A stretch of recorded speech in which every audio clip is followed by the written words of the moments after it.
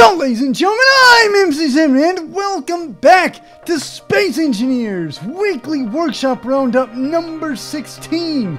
As always, I'm bringing you 3 of the hottest ships and 3 of the hottest mods. Well, in this case, 2 of the hottest mods and 1 of the hottest planets from the Space Engineers Steam Workshop page for the last week.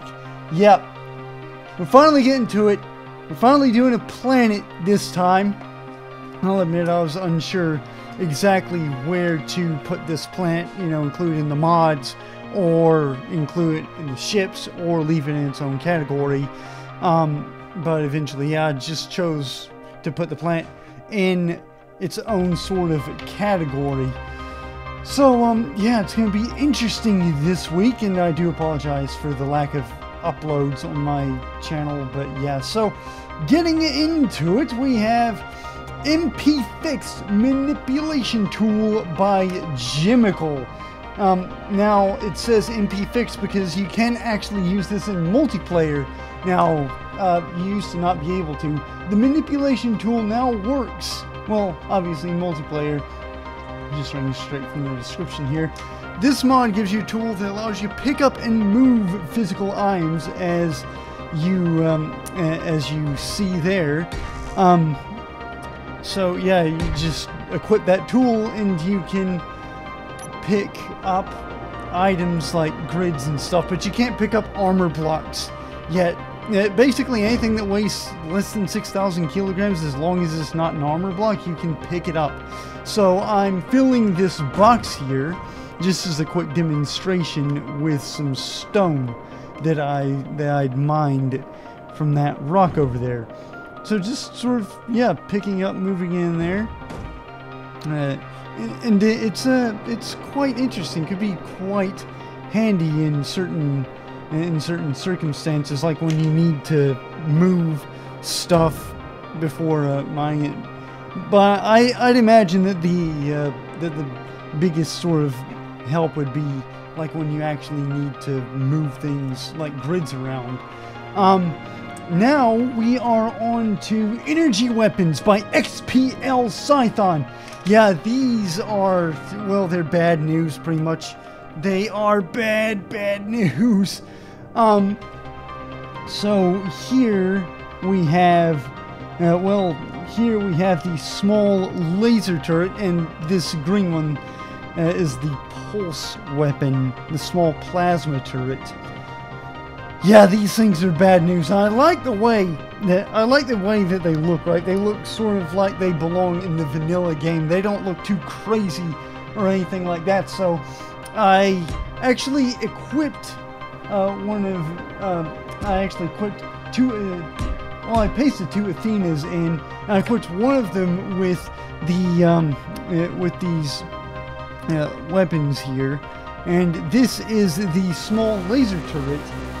High rate of fire, yep, very damaging over time, but not really per shot. So it's more of a sustained fire sort of weapon. That's the only real way that you're going to get this to do any mention of the damage, as we're about to find out. But yeah, like I said, very high rate of fire, just sustained damage.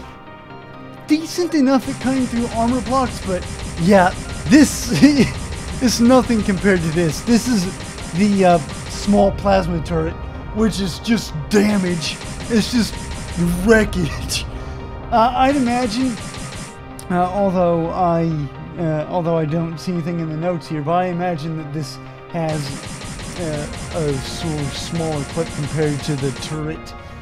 I'm trying to shoot the Osiris that I came in over there, and yeah, as you can see, well, I shot 1/2 of the ship with the small plasma turret, and it did some damage, but not really a lot, which is why I say it's more of a sustained fire sort of thing. But on the back half of the ship, which is why I used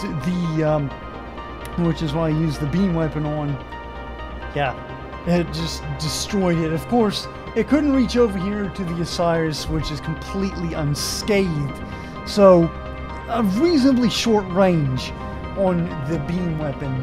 Not sure about the plasma turret though, that's something you may want to test out. But next up is Abydos, the planet, by Sektan. First version of the sand planet. Abydos, base saying is Earth-like. It was a request planet. Yeah, it's beautiful. It's absolutely gorgeous, especially from orbit. It's just beautiful. It's absolutely stunning to look at and to fly over. As we're about to find out, though, it's very, very, very, very, very rough terrain. So you're not going to use any land vehicles on it anytime soon. But just look at this, man. Just look at this. It's absolutely gorgeous. And of course, the highlight of the whole thing is these sand spikes here. I don't know what to call them, but they're just absolutely beautiful. And just sort of a look at the top of the tallest sand spike. Just landing and getting a nice view.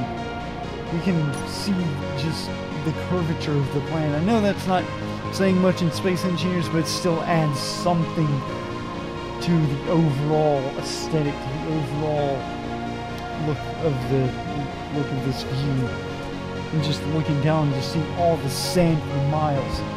Beautiful, beautiful view. And of course, in my infinite wisdom, I choose to jump off of it for some reason. Yeah, and then turn on my inertia dampeners that are in my jetpack, and just get sort of a good look at exactly how rough this terrain is. Once again, you're not going to be using any land vehicles on this anytime soon, which is a little bit of a downer because it would have been fun, I think, to go and explore it on more of a ground level. I'm pasting in a Jimmacle buggy here, and it doesn't even move because of how rough and undulating the terrain is. So it's a little bit unfortunate. I was hoping to be able to at least slowly explore things. I try again with a Mastodon,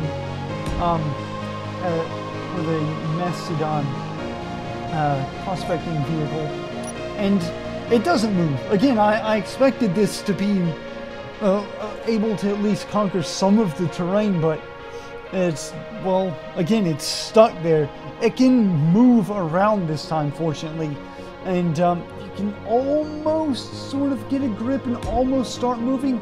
I tried placing it somewhere else, and, well, it was encouraging at first because it rolled a little bit, but once again, you're just not going to move. So it was a little bit discouraging and disheartening to see that you can't exactly explore this thing on a ground level, because it would be a magnificent planet to explore. So I just sort of give up and I paste in Osiris. Yes, Mastodon, not good. Osiris, definitely good. I made it myself, by the way, so if you want me to showcase it, then feel free to comment below. But yeah, so I pasted in Osiris, closed the canopies, and flew over the ground and just sort of got a look at the planet. It's beautiful when you're flying over, absolutely gorgeous to fly over and just get a sort of bird's eye view of. Also very challenging to avoid some of the surprise terrain that you encounter at higher speeds like this. I barely managed to avoid that. Barely managed to avoid that. Barely managed to avoid that. Yeah, it's fun. And by the way, in case you're wondering, this is how you make a new Typhoon Osiris. It's just thought that I would put this out there for you guys in case you're wondering how that's made. Yes, spaceship sex, the highest quality content here on MC Zenman for your delectation. Yes, just drop it. Go ahead, thank you. Yes, that's fantastic filming, MCZ. That is very fantastic indeed. Yep. just go ahead and land that ship. That's exactly. Just land it. Just get out. Just pretend you never ever did that. I swear, filming MCZ can be so immature at times. And of course he gets to the other Osiris because, like, why not? Right? You got two. Why not change them before flying back? Anyway, the SIM Endeavour Pioneering Vessel, or PV, by Surge. No mods, no pistons, no rotors. Survival race, single stage, 2 orbit capable. Just exactly how I like it. Yeah. Just sort of going over and looking at the side. It looks, well, it looks again very utilitarian, which is sort of a running theme that I've been noticing amongst ships that I've chosen to feature here in the SEWWR for some reason. It's utilitarian. It's got sort of a used aesthetic to it, so kind of cool if you want that sort of thing. And flying along the side, it does have quite a few sort of nifty little details for a ship that's built entirely in vanilla, which is an impressive feat because, well, the default sort of block set that comes with the game, it doesn't really leave that much room for room to add sort of little neat details that you can notice. But yep, it's a pretty neat looking little ship, if I do say so myself. Is it the best looking that we've seen here? No, but you know, it's a nice looking ship. It really is. I definitely like how it sort of mirrors the overall aesthetic of the blue ship from what Easy Start World is. I think Easy Start 1. But yeah, so coming in through the back, and yes, this is where the main airlock is located, is in the back. You come in, and it's very warm, very inviting, with this sort of slightly orange light, and then you come up, you get a little bit of a sort of staircase here, just sort of looking around at the cargo and the cargo containers and such, and through this hallway here, and then up to the top, out to the main hallway, and you come out back, and or you turn around, I should say, and you've got this airlock that leads to the hangar. Now this is a very small hangar, unfortunately. It's basically only a drone bay. I did try to fit the X-Wing that's going to be featured later on into the hangar, but unfortunately, even as small as the X-Wing is, it just wouldn't fit. But it does have some cargo containers for you to connect directly to. Back out into the hallway. I do like this. I do like this sort of drop-down thing they did with this sort of armor blocks and sort of looking like it's multi-leveled and everything. Straight ahead through that door, and you come to your oxygen management area, it looks like, and yeah, just basically nothing to say there, just straight through. Looks, it's kind of a visually interesting little area, not too brightly lit. In fact, I think that's the ship's main strength on the interior as we come through the cargo area with the management consoles on the sides there, is that it's not too brightly lit, it's not too dim, it's just right. And it just, you know, feels like I sort of, almost like I sort of belong there. It's, you know, it feels almost like a home for a ship. Quite cool. Quite a nice aesthetic given off by the lighting. It doesn't feel threatening. It doesn't feel anything like that. Just sort of like, you know, a ship that you could chill out in for months at a time, which is exactly what you want. Speaking of, we are now in the bridge, and up top you have three cryo chambers there, and just sort of a look at the working inventory script there. Ship outside of gravity well. That's kind of cool that they included that. And this is where, and this is, by the way, it's an interplanetary hauler, basically. It's a pioneering vessel, so it's meant to be able to go quickly between planets within a system. I did an entire cruise from Mars all the way to Earth, and I was surprised when I got to Earth at exactly how easy this thing was to land. It's got plenty of hydrogen thrust on the bottom, which means that you're not just going to smack it off which means that you're not just going to smack it off the ground.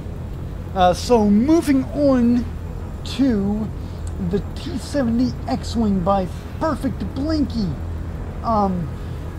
So obviously this is the version flown by Poe Dameron in Star Wars The Force Awakens, and it was cool to actually be able to feature an X-Wing in the Space Engineers Weekly Workshop Roundup, because it's sort of one of my main inspirations as far as my ship designs are concerned, because this thing exudes a serious cool factor. Flying it was, well, it's roughly on par with other X-Wing recreations in the Space Engineers Steam Workshop, which is to say, not particularly good on the actual flying front. To put it politely, this is mostly just a decorative ship. It does fly nicely once you get up to above 104 meters a second, actually 100 meters a second, because that's when the rotors lock, and obviously you've got the S-foils on rotors, which is how they work. I mean, you know, you're either going to have a bad flying X-Wing, or you're going to have one with S-foils that, well, don't work, or that are fixed. Yeah, as you can see, flying it's not exactly the most maneuverable thing in the world. Not really a lot of directional thrust at all.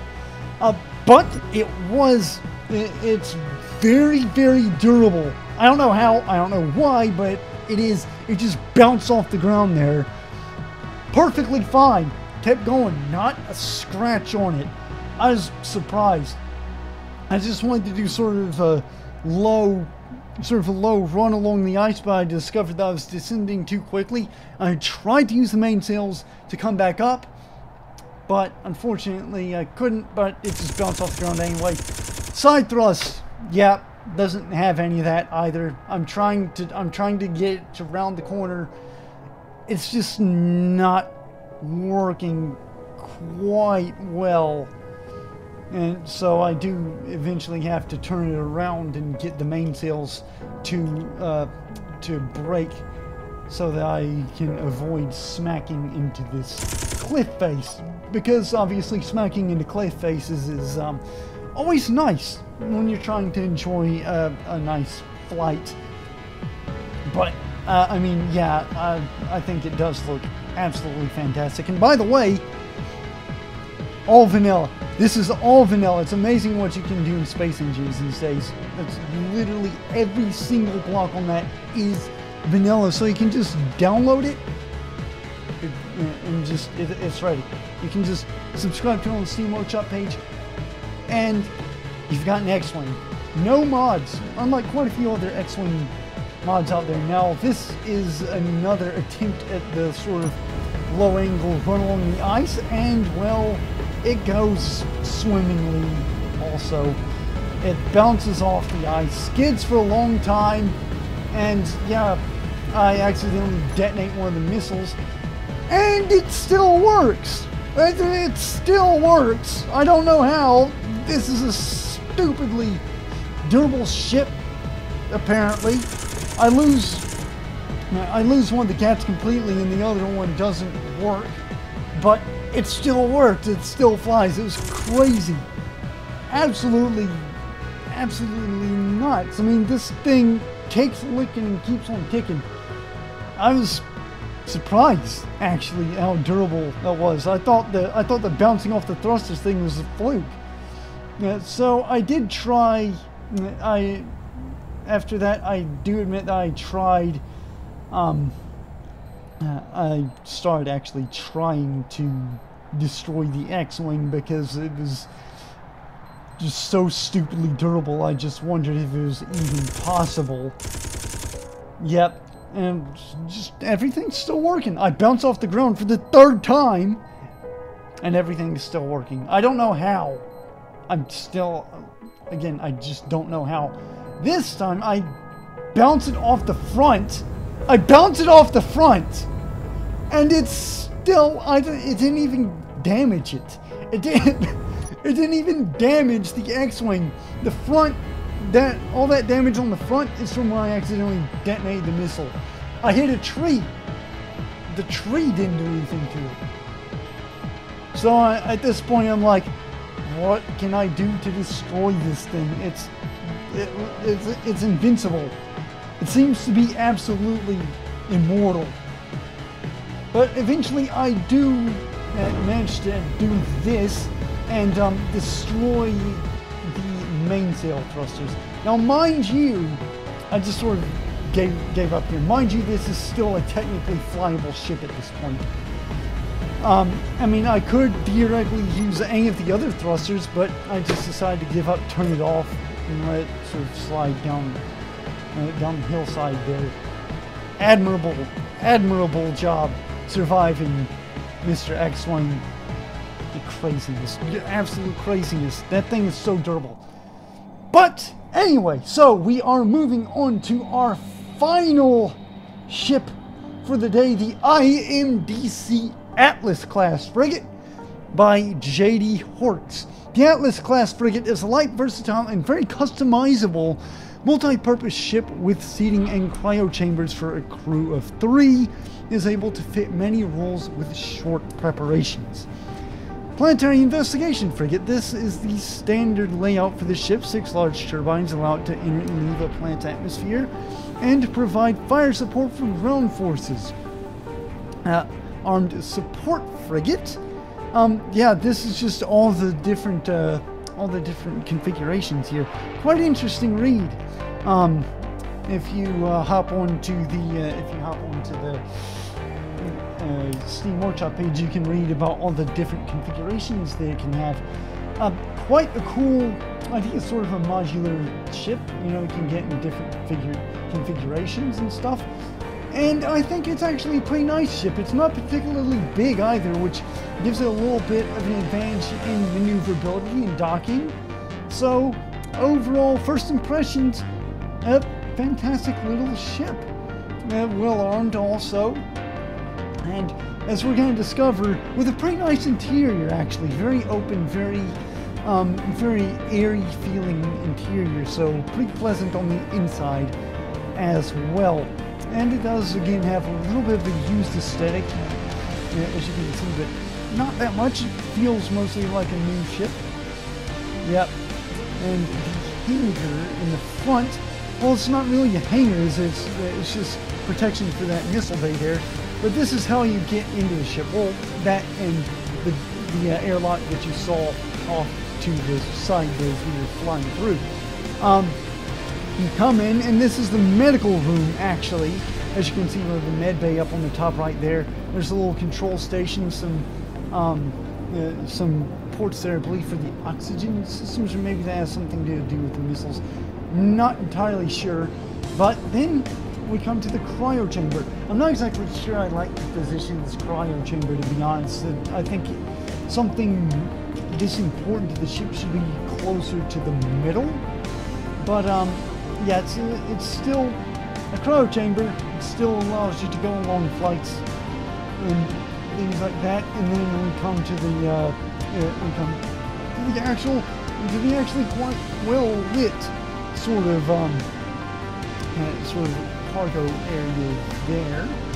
And then after the cargo area, we come to, well, sort of the main hallway. It's pretty nice. It's got some windows out there to the side.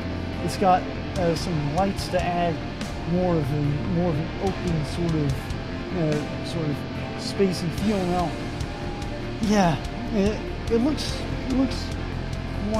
quite nice, and the oxygen system is obviously overhead for easy access in case you need to grab some oxygen bottles and go outside. Now coming down here, we're actually heading onto a little platform on the outside of the ship that allows you to get a little bit of a look at the bottom, and I guess you could sort of have a guy, like if you're landing, you can have someone stand down there and make sure everything's all lined up and everything. And yeah, so moving straight ahead now, well, straight ahead and to the left, you come to engineering. You get this little alcove here with that little control station for your engineering purposes, not for your porn, not for your porn. And then on this little platform here, as you can see straight ahead, you've got well, you've got a little connector there of some description. But so one thing that I did actually like about this is that you can actually, there's a ramp that you saw there. You can actually get down and you can walk amongst like the reactors and the gyroscopes and stuff, which I thought was pretty cool. So you could work on these things directly rather than having to manipulate them through a console, which was sort of innovative. Up and to the right, we find the bridge past this little sort of airlock here. I like that sort of airlock there, so at least like if you lose pressure in one area of the ship, it's not going to affect the whole, it's not going to affect the bridge, so you can evacuate people to the bridge and still have your whole crew survive, hopefully. It's quite a nice bridge too. It's got a huge view. That's the biggest thing about it, and that's actually quite important in a bridge, is a huge, vast view so you can know exactly where your ship is. One thing about the bridge that I found kind of curious is that straight, if you come up and turn to the right, there's an airlock that leads straight out to the back of the ship. Not exactly sure what that's there for. Quite frankly, it seems like a little bit of a defensive weakness, because an enemy could just land a craft right there on top of the bridge and then just saw down those two airlocks and have direct access to your bridge, which is not cool. Flying it, it's about the same as pretty much any heavy ship or sort of heavy frigate that we've tested here on Space Engineers Weekly Workshop Roundup. It's decent. It's got a decent amount of thrust, decent amount of gyroscopes, decent amount of everything, lateral thrust. It's decent. It's decent. It's serviceable. That's the best way to sort of describe this ship. And yeah, so just sort of flying above this planet. It's pleasant enough. It's not really anything to sort of write home about, not really anything to mention. But this happened, alright? So I'm flying and I'm trying to get to turn over there when, I skid for a bit and I noticed that I'm not, well, I sort of straight for a bit, noticed I'm not going downwards, don't notice I'm going downwards, and I smack into a cliff face. Yeah, I noticed that I was drifting downwards entirely too late, and, well, I rolled a spaceship. Somehow. I mean, I thought you could only roll cars. I managed to roll a spaceship, smacking into a cliff face, and, yeah, it's just, I guess I could have actually flown it, because looking at it, it sort of looks like everything was okay, but I pasted in another one, and yeah, I just sort of flew around looking down at that one. R.I.P. First Atlas. R.I.P. But, so I decided to try to test this one out a little bit more, and yeah, just again, it's completely average. Nothing that I haven't said before. It's just turning it. It's fairly nice. It comes to bear quickly enough for a large ship, so it's, you know, it's not exactly a disadvantage there. forward thrust again. Pretty decent. We're already over 150 meters a second. So that's alright too. Yeah, just okay. Around, all around just okay. You can't really go wrong with this ship, I will admit. So, yeah, I continued flying it around for quite a bit, about, I want to say 15 minutes or so. And then I managed to screw it up again, somehow. And then hit the ground, did a cartwheel, hit the ground again, and, well, did another cartwheel. At this point, I decided, you know what, I'm just going to turn my inertia dampeners off, see exactly how far we can go with this, because I know you guys like crashes. I mean, come on, admit it. Most of you probably watch this show for the large ship crashes. Admit it. Yeah, exactly. You know I'm right. You know I'm right. You know it. And then, well, I bounce off of the ground again, like this. Yeah. Pretty hefty hit there. Another somersault. I've gone from rolling a ship to somersaulting it. And then that final smash on the ground just destroys that engine room cell. Now, I want to point out that that was my fault. This crash wasn't the ship's fault. Actually, both of these crashes weren't the ship's fault, because I know pretty much how to fly these things at this point.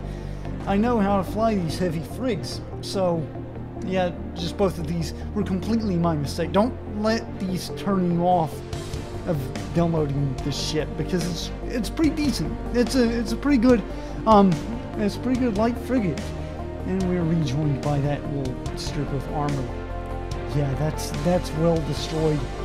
That's that bears little resemblance to the ship that we once knew. It's got no front. It's got little to no side. The bridge is fine. The bridge is perfectly okay.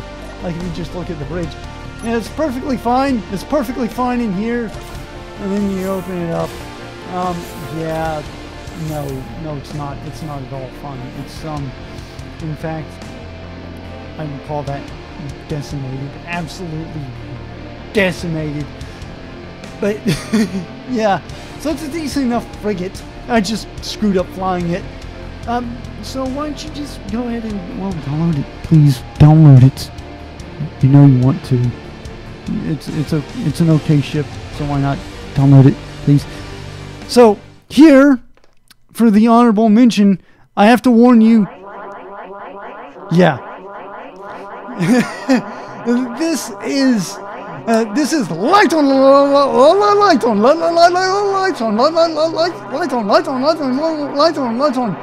by Koenigscobra. It does this. It's a 1.5 meter small grid that just does this all day. It flashes pink. Yeah, I did dim the video so that hopefully it won't give you a seizure. But it does this. It's the best thing ever. It's the best thing ever. Lord Clang approves. And guess what? Guess what it does?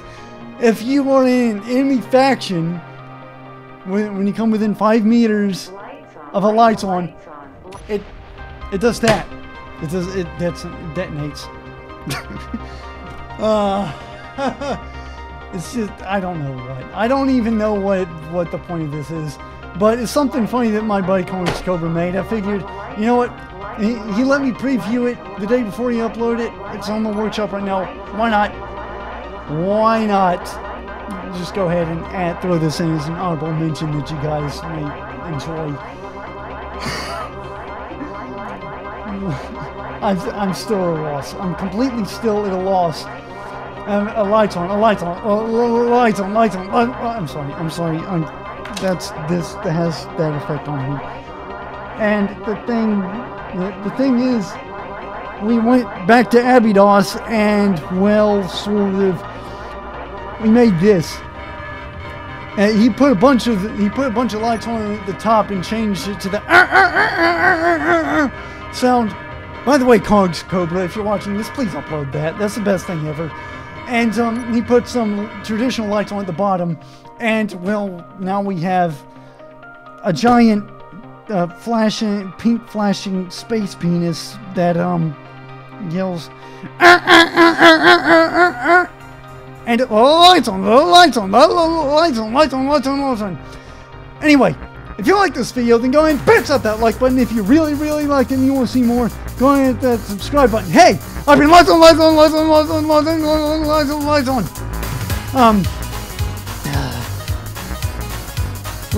on, out.